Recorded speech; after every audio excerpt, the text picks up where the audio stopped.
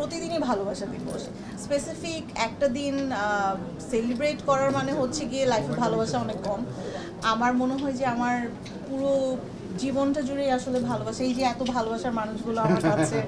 এখন তো আমি আরও স্পেশাল, কারণ আমার মেয়ে আলিফ আছে।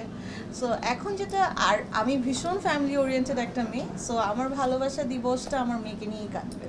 ওকে, আপনি চলচ্চিত্র কাজ করেছেন, সামনে আর কোনো চলচ্চিত্রে আপনাকে দেখতে পাবো কি? আপনার দর্শকদের জন্য কিছু থাকবে কিনা? হ্যাঁ, আমি দুটো অলরেডি সিনেমাতে কাজ করেছি। মাঝখানে বিশাল বড় একটা ব্রেক হয়েছে, কারণ that time I was not interested মুভির জন্য আসলে। বাট এখন আসলে অনেক সুন্দর সুন্দর মুভি হচ্ছে। সো ডেফিনেটলি ওই যে আমি বললাম যে আমার পছন্দ মতো কোনো গল্প ডিরেক্টর যদি আমাকে নক করে, ডেফিনেটলি আমি কাজ করবো।